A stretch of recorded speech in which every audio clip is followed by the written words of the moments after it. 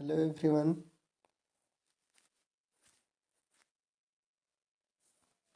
आपका हमारे इस चैनल पर स्वागत है बच्चों। आज के इस वीडियो में हम एट ग्रेड अभ्यास पुस्तिका विषय विज्ञान कक्षा 7 अध्याय 6 को कवर करने वाले हैं। ये पुस्तक आपको 2025-26 सेशन के लिए दिया गया है। आपको बताने वाले हैं कि अध्याय 6 जीवों में श्वसन दिया गया है। तो चलिए हम शुरू करते हैं। सबसे पहले पाठ की पूर्व तैयारी है, इसको हम अच्छे से पढ़ लेते हैं कि क्या आपने कभी अपनी गुड़िया या किसी खिलौने को सांस लेते देखा है। आप सभी नाक को कुछ क्षणों के लिए बंद करो, तब आप अपने मित्रों से चर्चा कीजिए कि आपने क्या अनुभव किया। क्या प्रकृति में सभी वस्तुएं श्वसन करती हैं। नीचे लिखित वस्तुओं को सांस लेने या सांस ना लेने वालों में अंतर का अंतर कर चर्चा करें। आओ बच्चों, नीचे दिए गए टेबल का अवलोकन करें। तो बच्चों, यहाँ आप जिसे लिखा है कि सूखी लकड़ियाँ, आपकी खेलने वाली गुड़िया, चिड़िया, प्लास्टिक के खिलौने, पेड़ पौधे, आपका पालतू जानवर, साइकिल और मोटर। तो बच्चे यहाँ आप लिख लीजिएगा कि ये गोले सर्कल में आपको यहाँ से छांट करके लिखना है। जैसे चिड़िया, पेड़ पौधे और पालतू जानवर ये सांस लेने वाले जीव हैं। और ये चौकोर वाले खाने में आपको लिखना है कि सूखी लकड़ियाँ, खेलने वाली गुड़िया, प्लास्टिक के खिलौने, साइकिल और मोटर ये सांस नहीं लेने वाले वस्तुएं हैं। अगला आ जाता है कि इस अवलोकन प्रक्रिया के बाद आपके मन में आए विचारों को नीचे दिए गए बॉक्स में लिखो। तो इसमें लिखना है बच्चों कि जीव जंतु एवं पेड़ पौधों में श्वसन की क्रिया होती है, वह सांस लेते हैं, उनमें वृद्धि एवं जीवन संभव है, यह सजीव कहलाते हैं। जो जिन वस्तुओं में या फिर जिन जीवों में श्वसन होती है, वृद्धि होती है, वो जीव सजीव कहलाते हैं। तो ये सजीव का परिभाषा हो गया बच्चों, आप यहाँ से इसको लिख लीजिएगा। अब आ जाते हैं अगला कि वस्तुनिष्ठ प्रश्न में कि सही विकल्प चुनकर लिखिए। यदि किसी गमले के पौधे में कुछ दिन लगातार बहुत अधिक पानी डाल दिया जाए तो पौधे क्यों गल जाते हैं।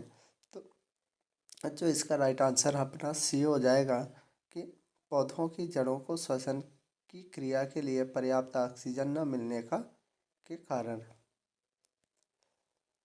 अगला है कि निम्नलिखित में से कौन सी गैस श्वसन में सम्मिलित होने वाली प्राथमिक गैस है। तो इसका आपका राइट आंसर होगा बी, ऑक्सीजन। तीसरा है कोशिकीय श्वसन के लिए ऑक्सीजन शरीर की कोशिकाओं तक कैसे पहुंचती है। तो इसका राइट आंसर सी होगा, विशेष रक्त वाहिकाओं के माध्यम से हमारे शरीर की कोशिकाओं तक पहुंचती है। अगला है किसी व्यक्ति को व्यायाम के बाद सांस लेने में परेशानी का अनुभव होने की संभावना निम्न में से किस कारण से हो सकती है। तो हृदय गति में कमी होने के कारण से।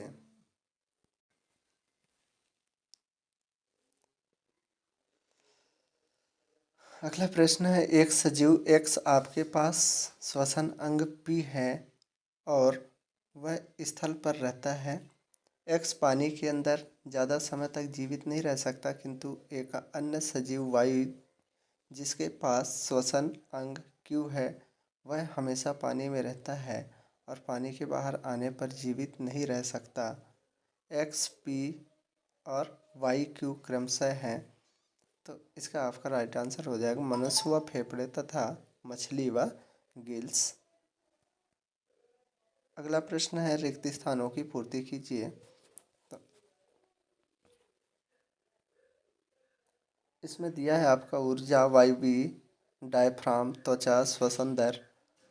पहला है कि भोजन का विखंडन ऑक्सीजन के उपयोग द्वारा किया जाता है, यह वायवीय श्वसन कहलाता है। तो बच्चों पहले में आपको वायवी फिल कर लेना है। सेकंड है, कोई व्यक्ति 1 मिनट में जितनी बार श्वसन करता है उसे उस व्यक्ति का श्वसन दर कहते हैं। वायवी अवायवी जीव वायवी श्वसन द्वारा ऊर्जा प्राप्त करते हैं। एक बड़ी पेशी परत जो वक्ष गुहा को आधार प्रदान करता है डायफ्राम कहलाती है। केचुए में श्वसन त्वचा द्वारा होता है। तो बच्चों यहाँ से आप खाली स्थान को भर लीजिएगा। अगला है अति लघु उत्तरीय प्रश्न। मानव शरीर की अधिक ऊंचाई पर ऑक्सीजन के स्तर में कमी की पूर्ति कैसे करता है? तो अधिक ऊंचाई पर अधिक ऊर्जा की आवश्यकता होती है, लेकिन ऊर्जा उत्पन्न करने के लिए हमारे शरीर को ऑक्सीजन की आपूर्ति सीमित होती है।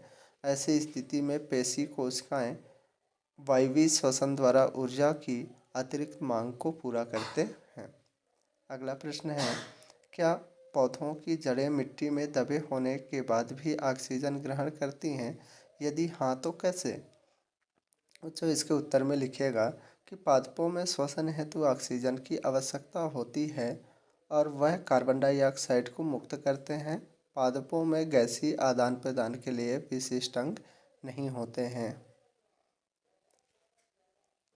नेक्स्ट क्वेश्चन है अपना कि कोशिका में ऑक्सीजन की उपस्थिति में भोजन के विखंडन के प्रक्रम को क्या कहते हैं? तो बच्चों इसमें लिखिएगा कि कोशिकाओं में ऑक्सीजन की उपस्थिति में भोजन के विखंडन के प्रक्रम को वायवीय प्रक्रम कहते हैं। कॉकरोच के शरीर में श्वसन करने किसके द्वारा होता है? तो कॉकरोच के शरीर में श्वास रंध्र द्वारा श्वसन होता है। अगला प्रश्न है 7वां। बूझों ने दूरदर्शन पर एक कार्यक्रम में देखा कि एक व्यक्ति दूसरे व्यक्ति को पकड़कर उसके चेहरे पर कुछ मिनट तक लगातार पानी डालता है। इसके बाद पानी डालना बंद होते ही दूसरे व्यक्ति तेजी से सांस लेता है। उस व्यक्ति द्वारा तेजी से सांस लेने का क्या कारण है? तो इसमें लिखिएगा, इस स्थिति में हमारी कोशिकाओं को अधिक ऑक्सीजन की आवश्यकता होती है। इसको पूरा करने के लिए व्यक्ति द्वारा तेजी से सांस ली जाती है। अगला प्रश्न है जो हमारे लघु उत्तरीय प्रश्न टाइप में है, जो निम्नलिखित क्रियाकलापों के अनुसार किसमें श्वसन दर एवं तीव्र एवं सामान्य होती है? तालिका में लिखिए। तो यहाँ बच्चों आपको लिखा है कि क्रियाकलाप बैठकर पढ़ना, दौड़ते समय, सोते समय, सीढ़ी चढ़ते समय, व्यायाम करते समय, खेलते समय, तेज चलते समय और शारीरिक श्रम करते समय। हमारा श्वसन दर कैसा रहेगा? तो बैठकर पढ़ते समय हमारा श्वसन दर सामान्य होती है। दौड़ते समय श्वसन दर तेज हो जाती है।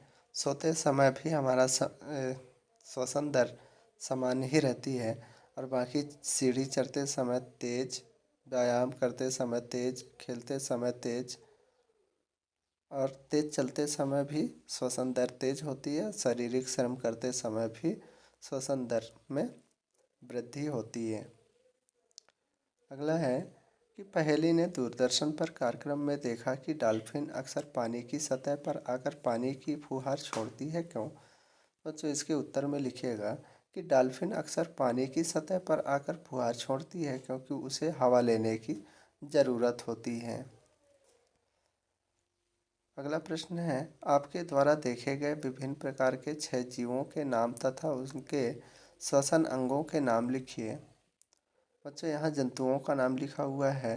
जैसे मेढक है तो मेढक का श्वसन अंग जिससे वह सांस लेता है उसका फेफड़ा होता है। यीस्ट का कोशिका होता है। कॉकरोच श्वास रंध्र के द्वारा सांस लेती है। मछली गिल्स के द्वारा सांस लेती है और छिपकली फेफड़े के द्वारा और गाय भी फेफड़े के द्वारा सांस लेती है। अगला प्रश्न है, अधिक धूम्रपान करने वाले व्यक्ति ज़्यादा श्रम का काम करते समय या सीढ़ी चढ़ते समय तेज़ी से हाँफने लगते हैं, ऐसा क्यों होता है? तो इसके उत्तर में लिखिएगा कि धूम्रपान फेफड़ों की क्षमता को कम करता है, जिससे सांस लेने एवं छोड़ने की क्षमता कम हो जाती है। यही कारण से ज़्यादा श्रम एवं सीढ़ियाँ चढ़ते समय अधिक धूम्रपान करने वाले व्यक्ति तेजी से हाँफने लगते हैं। अगला प्रश्न है 12वां, अत्यधिक व्यायाम करने से हमारे शरीर की पेशियों में ऐंठन क्यों होने लगती है, लिखिए। तो इसके उत्तर में लिखिएगा कि अत्यधिक व्यायाम करने पर हमारे शरीर की पेशियों को अधिक ऊर्जा के लिए ऑक्सीजन की कमी का सामना करना पड़ता है, जिससे लैक्टिक एसिड जमा होता है। ऐसे में ऐंठन होने लगती है। अब अगला प्रश्न है हमारा कि दीर्घोत्तरी टाइप का प्रश्न है। प्रश्न क्रमांक 13, नीचे दी गई अपक्रिया को ध्यान से देखिए। लिखा है इधर क्रिया कारक और क्रिया उत्पाद लिखा है ग्लूकोज प्लस O2 को क्रिया करवाने के बाद CO2 प्लस H2O क्रिया का उत्पाद होती है। प्रश्न है तो बच्चों इसमें लिखिएगा कि दी गई अपक्रिया का नाम वायवीय श्वसन है। अगला प्रश्न है कि उपरोक्त अपक्रिया के क्रिया कारक और उत्पाद का प्रतिस्थापन, क्रिया कारक और उत्पाद का स्थान बदलना दिए गए बॉक्स में लिखने पर कौन सी समीकरण बनेगा तथा यह क्रिया पृथ्वी पर किनमें संपादित होगा। तो जो इसमें अगर क्रिया कारक को क्रिया उत्पाद की जगह में बदलने पर CO2 प्लस H2O प्लस ऊर्जा को क्रिया करवाने पर ग्लूकोज प्लस O2 बनता है। यह अपक्रिया प्रकाश संश्लेषण कहलाती है और यह पौधों में संपादित होती है। अगला प्रश्न है कि उपरोक्त दोनों अपक्रियाओं में से किसमें ऊर्जा का उपयोग होता है तथा किसमें ऊर्जा का उत्पादन होता है। तो अच्छा इसके उत्तर में लिखिएगा कि वायवीय श्वसन में ऊर्जा का उत्पादन होता है और प्रकाश संश्लेषण में ऊर्जा का उपयोग होता है। अगला प्रश्न है 14 कि आगामी 100 वर्षों के दौरान किसी कारण से यदि वायु में ऑक्सीजन की मात्रा वर्तमान के सापेक्ष 1/4 25% रह जाए तो मानव शरीर द्वारा की जाने वाली श्वसन की प्रक्रिया पर इसका क्या प्रभाव पड़ेगा। शरीर में होने वाले संभावित परिवर्तन कारण सहित लिखिए। इसके उत्तर में लिखेगा आप कि यदि वायु में ऑक्सीजन की मात्रा 25% रह जाए तो मानव शरीर की आवश्यक ऊर्जा प्राप्त करने के लिए अधिक श्वास लेने की आवश्यकता होगी। इससे श्वसन दर बढ़ेगी और हृदय की धड़कन भी तेज होगी। लंबे समय तक ऑक्सीजन की कमी से शारीरिक और मानसिक स्वास्थ्य पर नकारात्मक प्रभाव पड़ सकता है। अगला प्रश्न है कि पौधों में श्वसन की क्रिया को विस्तार से लिखिए। तो इसमें लिखिएगा आप कि पौधों में श्वसन के दौरान ग्लूकोज और ऑक्सीजन से ऊर्जा कार्बन डाइऑक्साइड और पानी बनते हैं। यह प्रक्रिया माइटोकॉन्ड्रिया में होती है और दिन रात चलती रहती है। अगला प्रश्न है कि मानव श्वसन तंत्र का सचित्र वर्णन कीजिए। तो बच्चों यहाँ आप जगह कम था इसलिए मानव श्वसन तंत्र का चित्र नहीं बनाया हूँ। यहाँ किताब से देख करके आप यहाँ बना सकते हैं, लेकिन इसमें लिख लीजिएगा कि मानव श्वसन तंत्र में नाक, श्वास नली, ब्रोंकस, फेफड़े और डायफ्राम शामिल हैं। नाक से हवा फेफड़ों तक जाती है, जहाँ ऑक्सीजन खून में मिलता है और कार्बन डाइऑक्साइड बाहर निकलता है। डायफ्राम हवा को अंदर बाहर करने में मदद करता है। अब प्रोजेक्ट कार्य आ गए बच्चों। ये पहला प्रोजेक्ट है। इसमें आप ज़्यादा कुछ है नहीं, बस इसमें अपने 8-10 सहपाठियों का, मित्रों का नाम लिखना है और 10 मिनट तक तेज चलने के उपरांत उनका श्वसन दर कैसा रहेगा, तेज रहेगा या समान रहेगा।